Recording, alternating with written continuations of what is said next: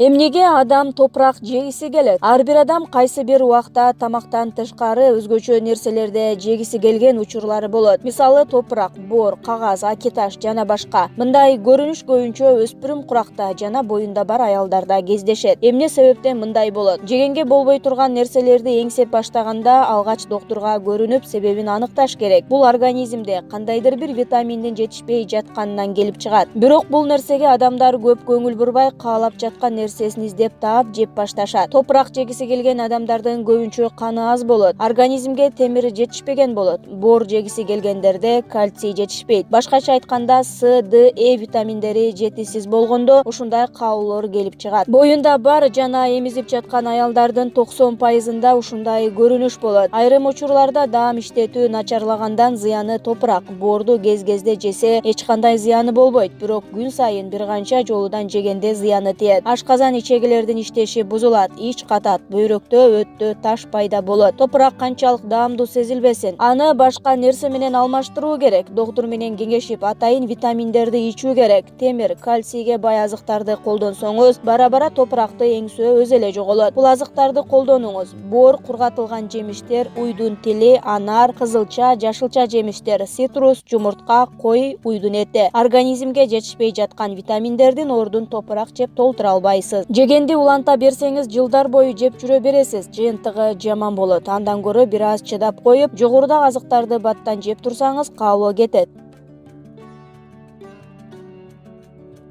Үйгө лавыры жалбырагын түтөтүп койгула. Эмнеге? Жыйынтыгы сизди таң калтырат. Ар бир үйдүн өзүнүн жыты ароматы болот. Кимдир бирөөнүкү атыр менен кофе жыттанса, дагы бириники жаңы жасалган тамак менен ысык сүт жыттанат. Ошентсе да бул үйдө өзүңдү жайлуу сезесиң. Себеби бул аба тазалаачу жасалма жыттар эмес. Балким бул үйдүн ээлери байыркы гректер менен римдиктер билген ыкманы билишет. Алар лавыры жалбырагын тамакка гана эмес, үйдү жагымсыз жыттан тазалоодо жана нымдын жытын кетирүүдө колдонушкан. Ал үчүн лавыры жалбырагын күйгүзүп түтөтүп коюшкан. Айтмакчы, эгер бат-бат бул процедураны кылып турса, жыттардан эле арылбастан кээ бир оорулардын алдын алып жана табыңызды дагы жакшыртат. Лавыры жалбырагынын жыты организмди сооротуучу жана ооруну басуучу каражат катары далилденген. Лавыры жалбырагы эпилепсия приступун алдын алат, стрессте, чарчаганда жана уйку жокто жардам берет. Бул анын курамында синоэл жана атайын эфир майлары бардыгы менен түшүндүрүлөт. Бул заттар дем алуу жолдорун тазалап, организмдин бошоңдошуна шарт түзөт. Бул эффекттерди 10 мүнөт аралыгында сезүү үчүн табакка кургак жалбыракты салып туруп күйгүзүп койгула. Бир аз убакыттан кийин комната жагымдуу жытка толуп калганын сезесиз. Айтмакчы, лавыры жалбырагы тазалык, ийгилик жана жеңиштин символу болуп саналат. Бул өсүмдүктүн сыйкырдуу касиеттери байыркы кезде эле белгилүү болгон. Лавыры жалбырагы менен ар кандай ритуалдар өткөрүлгөн. Кээ бирлери үйдү коргоо максатында дагы деле кире беришке лавыр бутагын илип коюшат. Жатканга жаан жукпайт дегендей. Эринбей өз колуңуз менен кылып, тилегиңизди бул татымалдын жардамы менен орундатып көрүңүз. Байыркы гректер лавыры жалбырагына каалоо тилектерин жазып күйгүзүп жиберишкен. Эгер ошол кезде маанайыңыз жакшы болсо, сөзсүз орундалат деп айтышкан. Ойдун күчү учу кыйырсыз. Керемет ишениңиз, бардык тилегиңиз орундалат. Ошондой эле лавыры жалбырагы таракандар менен алышууда эң жакшы курал болуп саналат. Анын жыты таракандарды кубалайт. Сиз кургак же ным бойдон колдонсоңуз болот, бирок эффект көбүрөөк болуш үчүн кургагын колдонгон жакшы. Жыты күчтүүрөөк болот. Лавыры жалбырагынын пайдалуу касиеттерин санап болбойт. Аны кулинарияда, дарычылыкта, үйдө жана башка көптөгөн жерлерде колдонот. Ошондуктан бул татым ар бир үйдө болуш керек.